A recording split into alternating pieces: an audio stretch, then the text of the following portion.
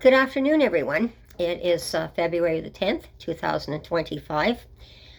With all that's going on in the world today, and people are wondering what's going on, what's the problem with people these days, and one of the things that keeps coming up is literacy, and how illiterate people seem to be today. And this might be part of the cause of what we're experiencing today. And it's not only other languages here, but it's even in, and I'm just going to use, because I speak English, and I'm going to use the English language at this point. And it's come to, I keep seeing this when I look online all the time, and it's definitely directed at the United States, but it's here in Canada too, something that we've been talking about for the last several years, is literacy in our schools, and that the students seem to be coming out of school with no idea how to read and write properly, let alone spell. Now, I learned how to read and write myself. Spelling was a little more difficult, but that was, thankfully, the good old dictionary was there to help do that as well. And today, no problem. If we can't spell something, all we have to do is ask Google, how do you spell this word? And of course, Google does the work for you, which brings things down in half, the work you had to do even back then to go look it up in the dictionary, which is not a bad thing with the technology. That's a good thing. It certainly helps out. But again, it just shows how dependent we've become on, definitely on our electronics here. So this was what was stated, and it was online. It was interesting because I have seen it before, so I'm going to read the statement here. Internationally, the U.S. ranks 125th for literacy. 54% of Americans between 16 to 74 years of age read below a 6th grade level. Wow, that's quite a statement. And this is what we were finding here in Canada in the last several years, at least, that we were noting that. And our premier was trying to beef up the literacy in our schools here. And so this is why I think we're having lots of problems, is the literacy between us, even those of us who speak English, let alone trying to speak another language. Now, and because Canada is a bilingual country now, it's been declared that. It wasn't when I was a child, so everything came out as English. So that learning French was very difficult for me, trying to learn a second language when I was already having some difficulties in English at the beginning. So I never learned how to speak French, but it wasn't actually required when I was a child. But this is out of what happened to me, and I want to explain this to people. I'm going to start with what the conversation was, and there were several posts put up, and including myself on that comment.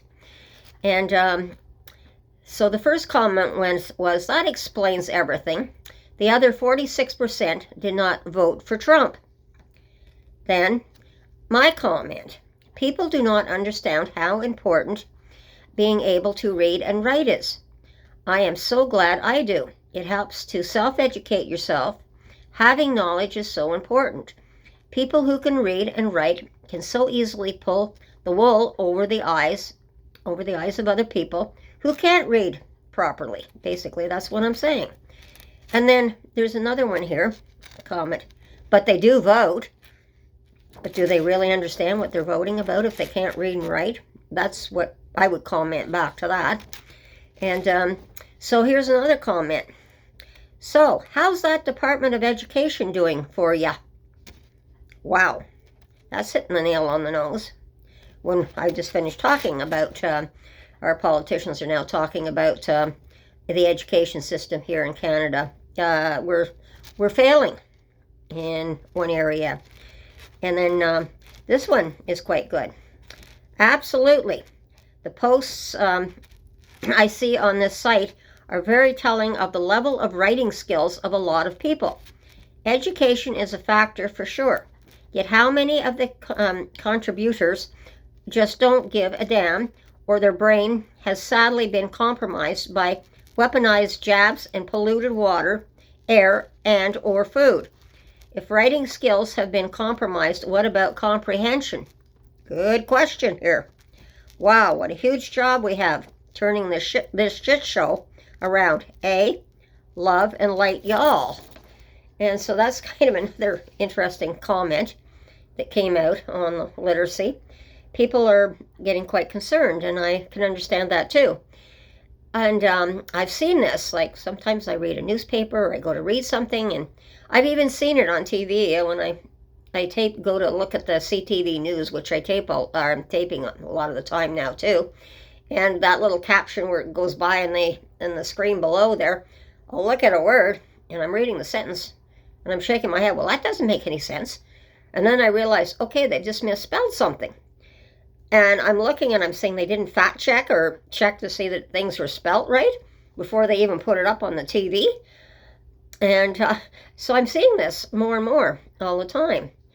And then I'm thinking, well, maybe this is part of the problem, because part seems to be that with Trump's administration right now, they can't seem to be put, when it comes to legal things. I've seen some of the lawyers from the United States talking, who are very well educated, saying they can't even put their sentences to get them together, to do some kind of a legal document and stuff. And it's just interesting to see this, and I'm saying, holy cow, have we ever disintegrated if we've got a cabinet or we've got a government that certainly doesn't even know how to write properly, whether it be French or English or even in another language, or anyone in another language. You know, if you don't learn to understand the language, it can be very, very difficult. And I'm just very floored at what's happening. And because, well, at 72 years old, I'll go back to grade 1, my grade 1 class, and that's right now that seems like an eternity at 72. But back then we had the old Dick and Jane readers, and this was a story about Dick and Jane and their dog Spot. And it was very interesting because the sentences were as such. They would have, say, Dick running, and under the caption, and they would have them all running it was illustrated on 2 different pages. And the first page would go, see Dick run, see Jane run, see Spot run, the dog. The second page over would show the same image in the picture of them running, but then it was see Dick running, see Jane running, see Spot running. So then they added the ing to the end of the word. So it was monotonous. In some ways it was boring, but at least we had some pictures to look at. So not only having the words in front of us, but by having the illustrations of what people were doing, or the dog, or sometimes they had the cat in there too. So, there's the cat. I forget what they named the cat. It's been so long, but the cat's running, and you correspond the letters, the words that go with the illustrations. So this is how we started. And then, of course, as I got older, things turned around a little bit more, and getting interested in reading was my grade 5 teacher. It was even more important. I was and because I like bugs, and because I love butterflies, and I used to catch them in jars and things. I was quite the one for bugs and snakes and you name it. I loved all those kind of creepy crawly things, which used to scare the heck out of people. Not me, though. But I was so interested, and I used to catch the monarch butterflies, and I used to wear them as brooches, and I used to have them crawling up me. And I used to love those sort of things. And I'm going to tell you about a funny story first, before I get into my grade 5 teacher. My grade 4 teacher. The only way to describe my grade 4 teacher, was she had to be the original Wicked Witch of the West. Not only did she act like it, not only did she look the part, but she certainly, if you did something wrong, boy, you got your fingers cracked for sure with a blackboard pointer. Really, really strict teacher. And I had collected, because I love the caterpillars, I had managed to collect about 75 to 80 caterpillars in my pencil case. And this was just coming off the trees in the schoolyard. And of course, I was in the front row desk, and these desks were the ones that were bolted to the floor with the ink wells in them as well. So I used to just be able to slide them out, my pencil case out, and I was playing with my little critters. Wasn't paying attention. And so she yelled at me to pay attention, and I didn't get a chance to close my pencil case with all these caterpillars in it. So what happens? I'm in the front seat. I'm sitting up there straight now, looking like I'm trying to pay attention. I'm kind of looking down. Uh-oh, these caterpillars are starting to crawl. And so next thing I know, the caterpillars are crawling down the desk. The other kids are looking beside me. They're seeing the caterpillars crawling down my desk too, on the legs. And they're trying to put their hand over their mouth. They didn't want to get the pointer cracked over their fingers either. And the teacher, she was standing right in front of my desk at the front of the room, and she was dictating to us out of a book. Well, lo and behold, those caterpillars came down my desk, crossed the floor, started up her shoes, and got up to her stockings when she realized something was wrong. When she looked down to see caterpillars climbing up her legs, she screamed. Her book went flying. She went racing out of the classroom into the middle of the hallway. My other teacher from grade 3 in the classroom from across came running out, and I was lucky enough to see the two of them have a head-on collision, and the two of them ended up on the floor. And so the next thing I knew, I'm going to get you. I'm going to the principal's office. And then my grade 3 teacher comes in and looks at me and says, "Christy, what in the world?" when she sees all the caterpillars. And then she turns around and tells us, "Well, guys, open the windows, get the caterpillars out, like get rid of the evidence, like real quick." And so she went back to the principal's office to try and straighten it out. But the kind of discipline that I got back then for that little stunt was something that was back then in Canadian history. At that time, they were talking about hanging, and we banished the hanging in Canada at the time. But I didn't understand what the adults were talking about. So she comes back. She looks at me. I guess she didn't get very far with the principal. She pulls out this book, turns around, shows this picture of a man who has been hanged down somewhere in South America, and you can see where the rope had been around his neck. I still have the impression of that today. So and then she locked me in the cloakroom after that for being bad. So that was how I got punished for doing something wrong. But because I enjoyed doing this sort of thing, by the time I got to my grade 5 teacher after this episode, I was scared. I didn't want to read. I didn't want to do anything. I was just terrified, because this is what this woman did. She actually traumatized the kids in her class, in their grade 4 class. And there was no way of stopping this at the time. So by the time I got into my grade 5 teacher, I couldn't do anything. But he noticed all the butterflies that I was interested in, and the monarch butterflies. And this is why it was so important from him, was because he turned around and he said, I want you to do a project on the whole monarch butterfly, from the time it's an egg right through the whole crystallization, when it hatches, when it goes into a caterpillar stage, into the butterfly stage. And I'm going to take you down to the library, and I'm going to show you what a book is. Then I really understood what the books were. So I learned how to read very quickly because I did this project. Then I got interested in books. Then I realized I was reading the Nancy Drew stories.